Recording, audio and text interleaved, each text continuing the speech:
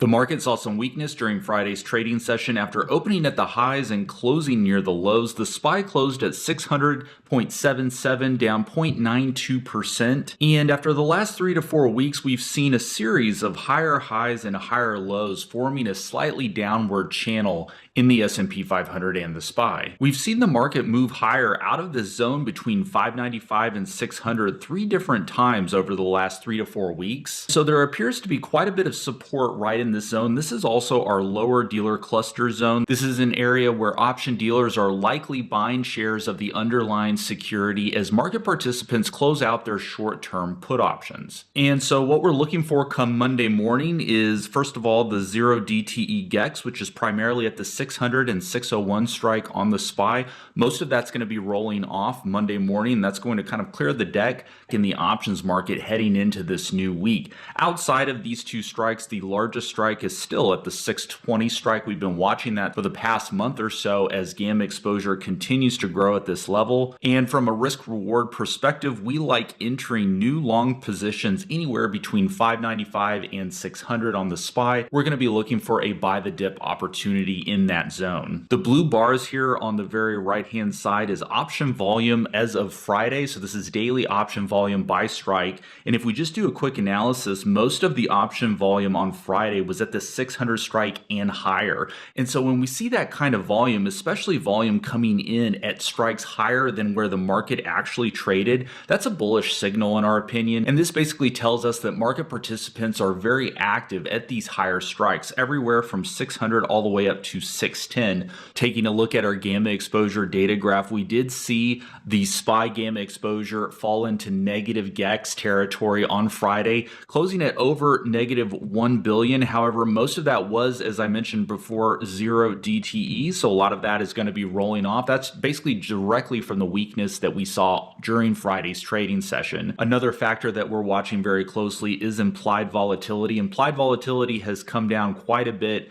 Our GEX weighted volatility gauge is reading 46.4. That means implied volatility has been lower 46.4% of the time over the last year. This was upwards of 80 just a couple of weeks ago. And so implied volatility has steadily been decreasing over the last several weeks. This again is another factor pointing to a buy the dip environment. When we see low volatility combined with positive gamma exposure, these are two factors that we look for in a buy the dip environment. Now, Friday, of course, was in negative gamma exposure, but we've seen the options market primarily in positive gamma exposure territory for the majority of last week. And so we'll be looking to see if we can flip back into positive territory along with continued reduction in implied volatility. Speaking of implied volatility, let's take a look at the VIX. The VIX closing at 1654 on Friday, basically bouncing off of this zone here at 15, which we've seen a number of bounces over the last few weeks. And so 15 has offered some support on the VIX, while the 20 level and breaches above 20 have resulted in volatility collapses. Basically, volatility sellers are hammering it very hard every time the VIX comes above 20, especially over the last 4 to 8 weeks. And so I'm not sure if this pattern is going to continue bouncing between 15 and 20.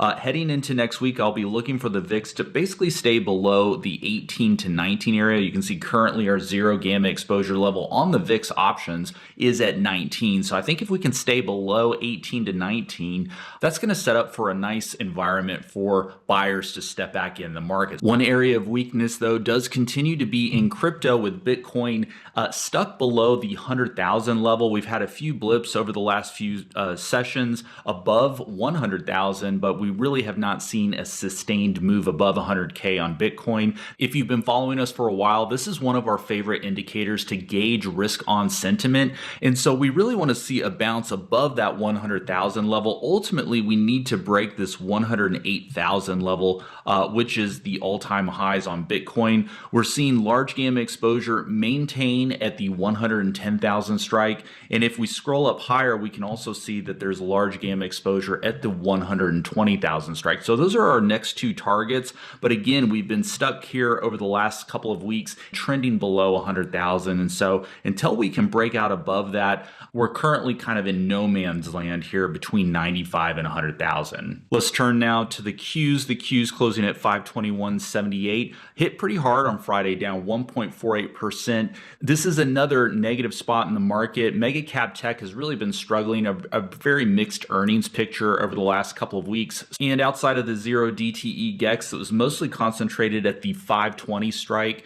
Most of that's, of course, going to be rolling off coming into Monday. We do see some negative gamma exposure at the 510 and the 500 strike. And so this is actually one of our hedges that we have on in our portfolio, which, by the way, you can follow along in our portfolio and the trades we're making by checking out our community Discord, link in the description below. But we actually have a hedge on the Qs, which we've rolled into next week. And that's just in case the market does fall apart. We've got the 515, 500 put debit spread just to give us a little coverage in case the market does sell off back down to this 500 level. And again, we've got negative gamma exposure here at the 510 and the 500 strike. So that does have us a little bit concerned. Similarly, as we saw in the S&P 500 and the SPY, we really want to see a breakout of this downtrend to see new buyers continue coming in the market. Until then, we're comfortable entering long positions on any pullback and then hedging ourselves in the case the market ultimately does see a 3 to 5% continued correction in the coming weeks. Sticking with the mega cap tech theme, let's turn to Nvidia now, trading just below 129 on Friday. This actually held up very well considering the market weakness. And if you've been watching our videos over the last week, you know we've been highlighting the gamma exposure at the 130 strike. This was the largest gamma exposure between 130 and 140 all last week, and we saw a really nice bounce out of this 115 low at the beginning of the week. So we're just coming back into this 130 level. This is what, in our opinion, we need to break out of this zone in order to have at least a decent chance of filling the gap left over after the DeepSeek AI news that came out a couple of weeks ago. So we want to see a big move above 130. We haven't got there yet. This is another name that we have an option strategy on in our portfolio. We actually entered the position on this weakness here initially following the DeepSeek AI news. Nvidia was trading just below 118 when we entered. We can see it's been quite volatile since then, trading as low as nearly 114 before bouncing. And again, our premise was that this was an oversold move based on a lot of hype around that DeepSeek AI news, but the gamma exposure was still painting a fairly positive picture. And so now heading into next week, we actually see the largest gamma exposure has shifted to the 140 strike.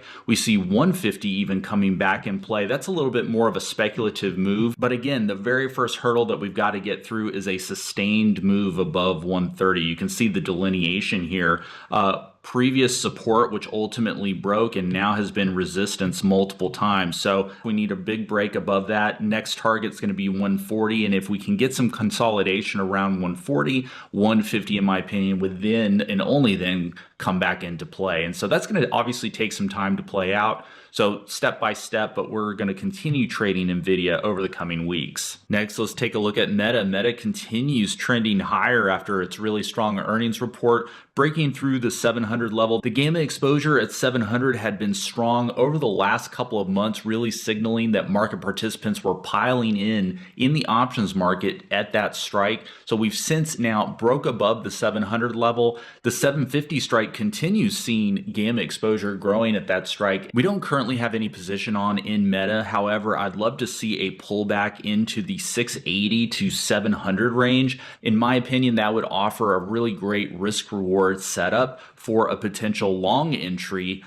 in that zone, and then that would be looking for a move and a continuation back towards that 750 strike, maybe into the March or April options expiration. Currently, you can see the gamma exposure is basically even both between the 700 and the 750 strike. So we're basically sitting in no man's land, not really sure which strike is going to get hit first. If we did get a pullback, though, that would offer a really interesting entry point for us from a risk reward perspective. Turning now to Amazon. Amazon trading down to a price which is actually very interesting. This was previous resistance back at the beginning of January, and you can see we broke out of that zone mid-January, dipped below it very briefly, and then are now coming right back down into that level below 230. So this is a very interesting zone that we're entering into on Amazon. I want to watch how it plays out on Monday. If we can get any kind of bounce back above the 230 level, that actually looks like an interesting play from a momentum perspective. Gamma effects at the 235 and 240 strike remain strong. We just need to see a little bit of momentum build after the weakness that we've had basically over the last week here. At least from a gamma exposure perspective, we've got market participants continuing to come in the options market at these higher strikes. And so I think as long as we can get a bounce and some momentum above the 230 strike, Amazon actually looks good for a long strategy over the next 3 to 4 weeks. And as a reminder, you can access our gamma exposure dashboard and our option flow analytics tools by heading over to geeksoffinance.com. We are currently running a $300 off promotion of our yearly portfolio manager tier subscription. Use code WINTER2025 at checkout. We do have a few spots remaining, so take advantage of that while you can. You'll also get access to our community Discord, as well as all of our premium channels. We've got a ton of great traders in there posting their own strategies and analysis, and you'll also get access to our trade ideas, and you can follow along in our options portfolio for all the moves that we're making there. Be sure to check out the link in the description below. Thanks so much everybody for watching, and we'll see you guys in the next video.